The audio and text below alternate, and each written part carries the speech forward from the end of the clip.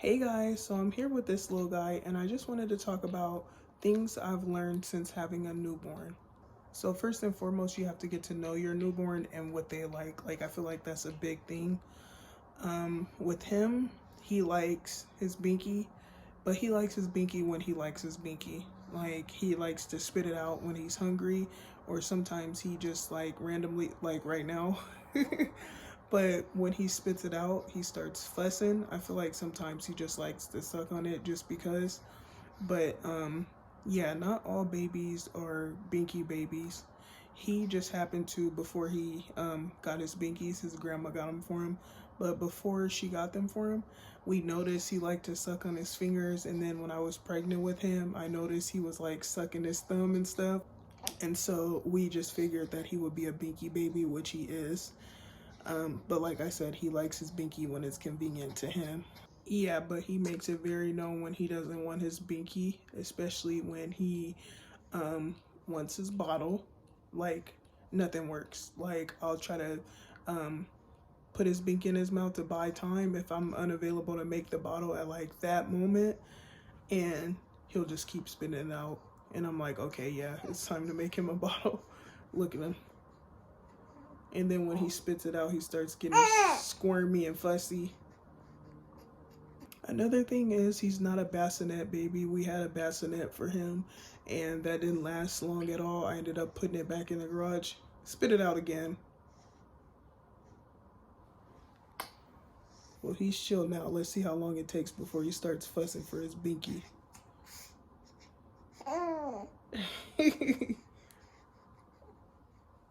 Here. Okay. So yeah, I ended up putting the bassinet back in the garage because every time I would sit him in it or his dad would sit him in it, he would just start screaming. So I was like, yeah, that's not gonna work. So he sleeps in the bed with us, or he sleeps on my chest. And if he sleeps in the bed with us, I put him on the outside, like closer to me, because his dad worries that if he sleeps by him or like in the middle, he'll like roll over on him or something on accident. So yeah, that's why he sleeps closer to me on the outside. He likes being held, but I feel like for the most part he's chill. Like how he's sitting here, or he'll sit in his swing, it has like music on it, but he's like very good at making it known when he doesn't want to do a certain thing. Like if he doesn't want to be held, he'll start squirming. If he doesn't want to be in his swing, he'll start squirming. So that's why it's really important to get to know your child, because they will definitely tell you what they do like and what they don't like. And basically, he just likes eating.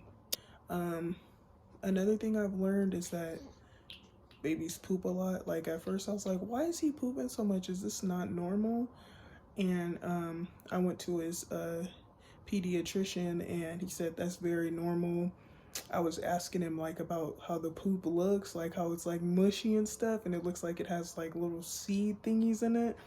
And he was like, that's normal too. And like around a few months, it'll start like looking like the poop we know. Because I asked him, I was like, when is he gonna start having turds? And so yeah, basically now like how much he's been pooping is very normal. How much he's been sleeping too is normal. I remember one day his dad was concerned because he was like sleeping more than usual, because you know newborns sleep a lot, and spit it out again. So one day he was like sleeping a lot and his dad was worried about him. He was like, is he okay? And I was like, yeah, he's gonna sleep that much, that's normal. Another thing I've learned is that baby skin is very sensitive, like more sensitive than we think. Like when I'm changing him, I noticed like his booty was red from being wiped. And the crazy thing is, me and his dad weren't, well, I know I wasn't wiping him that hard, and his dad said he wasn't wiping him that hard either. And his booty was like turning red, and I'm like, oh my gosh.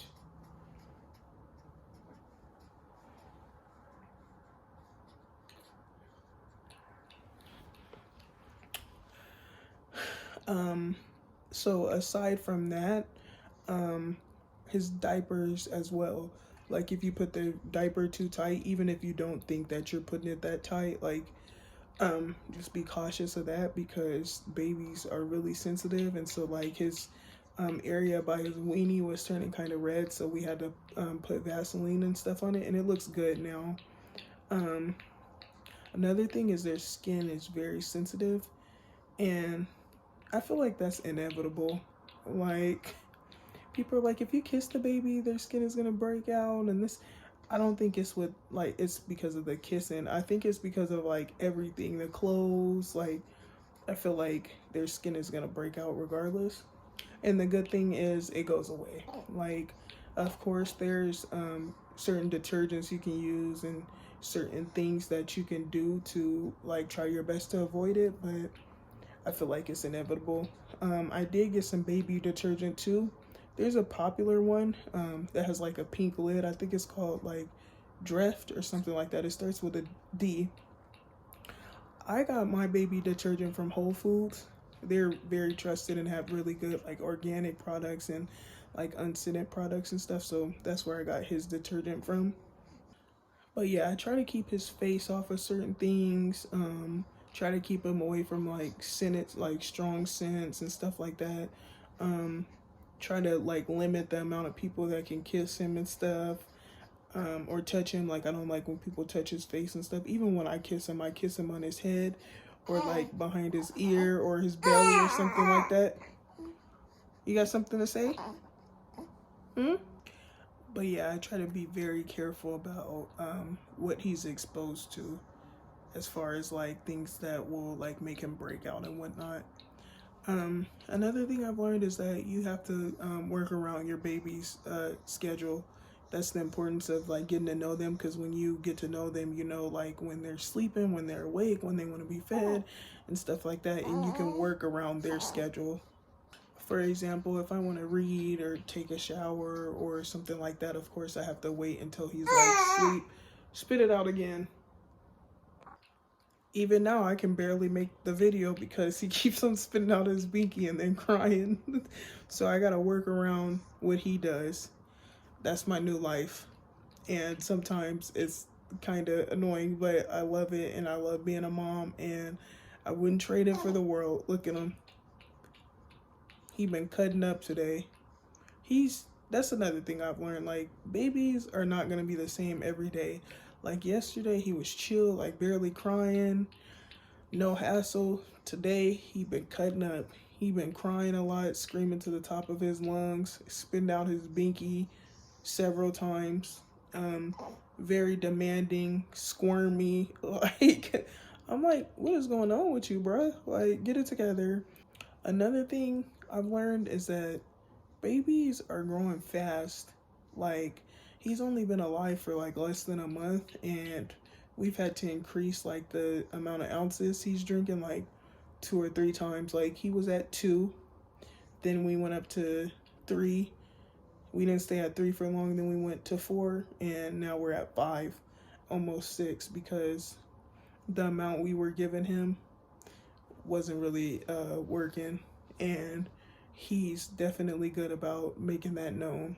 Another thing I've learned is that you have to sleep when your baby sleeps. Otherwise, sleep is a lost cause.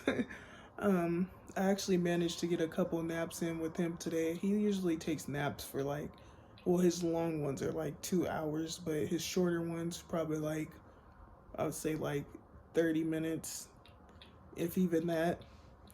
But yeah, sleep is a lost cause. I used to get like 9, 10 hours of sleep, sometimes more than that.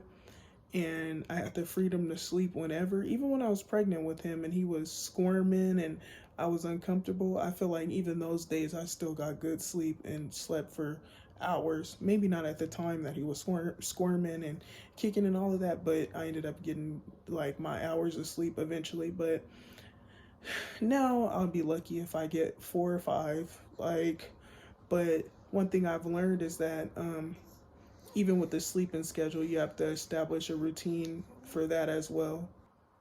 Like he usually sleeps like 3 or 4 hours through the night, and then he wakes up fussing, and then I feed him and change him, and then we ended up going back to sleep for a few hours. So That's our sleeping routine, and I feel like that works pretty well. Before, when I didn't really know him too well, me and his dad were just waking up at random times with him crying because we were like, we don't know when he wants to eat or, whatever the case may be. So we were just like free balling it. But now we know him, know what he likes, what he doesn't like, and whatnot. So it's way easier to do certain things. Look at him.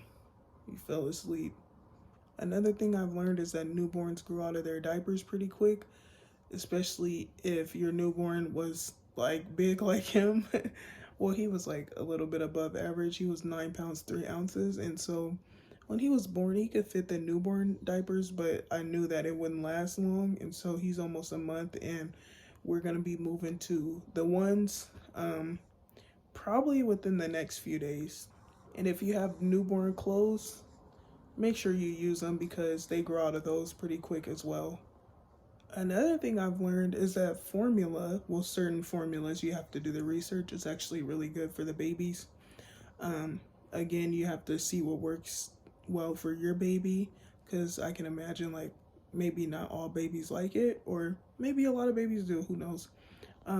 But he likes it, but he likes anything because he was tearing that breast milk up as well.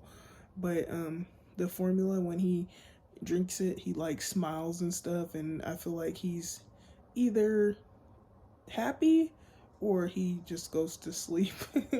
Most of the time, like he just goes to sleep and he'll be like smiling in his sleep and stuff like that, and it doesn't affect him in like a bad way, because at first I was the type of person that just want to be natural, like I'm doing breast milk and stuff like that, but you never really know until you have the baby and life just happens.